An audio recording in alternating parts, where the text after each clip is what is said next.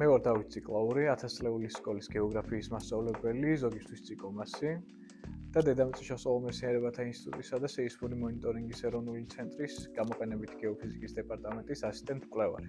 სკოლაში ვასწავლი საშუალო საფეხურის და ალტერნატიული პროგრამის მოსწავლეებს. მოვდივარ ხოლმე 9 საათზე. პირველი რაც ვაკეთებ არის ის, რომ ჭირდება ყავა, აუცილებლად დღის დასაწყებად. შევხვდები ამ ბავშვები, ცოტა ბანალურად შეიძლება ჟღერდეს, მაგრამ პოზიტიური ემოციებით ივსები მართლა როცა ბავშვს ნახულობ. უკვე იცი რა მოლოდინები გაქვს იმ დღის სავარაუდო გეგმა, სად რა პრეზენტაციას ან სად რა დავალებას უნდა ველოდე. მე ყველაზე მეტი ვისწავლე მაშინ, როცა პრაქტიკული შეხება მქონდა ამ მიმართულებასთან. კონკრეტულად გეოფიზიკურ ხელსაწყოებთან, გეოფიზიკურ აპარატურასთან. შესაბამისად, მგონია, რომ სკოლაშიც მსგავსი ტიპის სწავლების დანერგვა, როცა მოსწავლეებს რაღაცას უხსნი, პლუს მაგას ფიზიკურად აჩვენებ, პრაქტიკული შეხება აქვს და ფიზიკური შეხება აქვს ამ აპარატურასთან, უფრო კარგად ესმით და უფრო სიღრმისეულად ესმით და უფრო მეტად გაჰყვებათ ეს ცოდნა, ვიდრე რაღაც უბრალოდ მოყოლით რა. როცა სწავლობთ სკოლაში ბუნებრივ საფრთხეებს, მიწისძვრებს და ასე შემდეგ, დედამიწის სიღრმულ აგებულებას, გვაქვს შესაძლებლობა, რომ მოსწავლეები ამოვიყვანოთ ინსტიტუტში და დავათვალიერებინოთ ის გეოლოგიური ნიმუშები, მაგალითად, რითიც არის აგებული დედამიწა. ეს ძალიან აინტერესებთ, მით უმეტეს იმ ეპოქაში, როცა მოსწავლეები ძირითადად Minecraft-ზე არიან გაზრდილები და ხშირად ამოიცნობენ ხოლმე ამა თუ იმ გეოლოგიურ ნიმუშებს. ყველაზე ფეივორიტ არის მაგათთვის რაღაცა ობსიდიანი, ვულკანური მინა. მაგალითად, ეხლა კვლევითის მოსწავლეებს მოუყევი, როგორ გავაკეთეთ გეორადარით კვლევა ფარავნის ტბაზე. გაყინულ ფარავნის ტბაზე. ძალიან მოეწონათ და მერე გქონდა შესაძლებლობა, როგორც სკოლამ, ისე ინსტიტუტმა მოგვცა შესაძლებლობა, რომ კვლევა ჩაგვეტარებინა სკოლის ეზოშიც.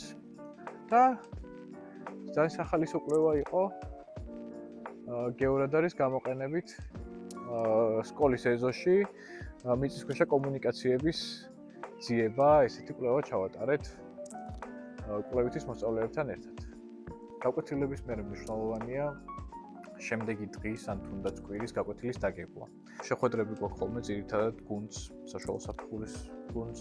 ხანდახან ვერ ვასწრებ ამ შეხვედრებზე ფიზიკურად დასწრებას, შესაბამისად მანქანიდან ვერთვები ხოლმე ან უშუალოდ გზაში სანამ ინსტიტუტამდე ჩამოვალ, მანამდე ვერთვები ამ შეხვედრებზე და სკოლიდან ჩამოვედით ჩემს მეორე სამსახურში, დედამიწის შესწავლილ მეცნიერებათა ინსტიტუტში და ვაგრძელებ აქ მუშაობას.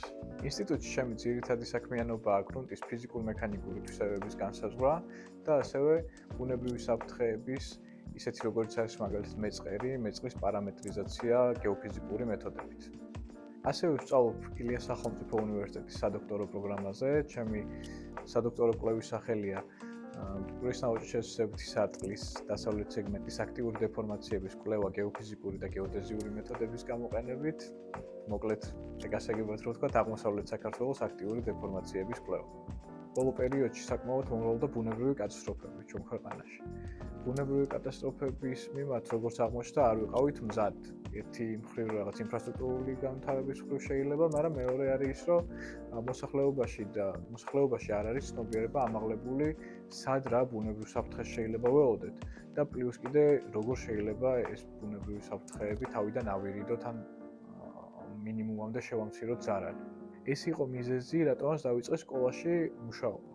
სკოლაში სწავლება, რომ მოსწავლეებისთვის გამეცნო ის ბუნებრივი საფრთხეები, რაც შეიძლება ჩვენს ქვეყანაში შეგვხვდეს და არა მხოლოდ ჩვენს ქვეყანაში და როგორ შევამციროთ მაქსიმალურად ზარალი იმისთვის, რომ მსხვერპლი ავირიდოთ თავიდან.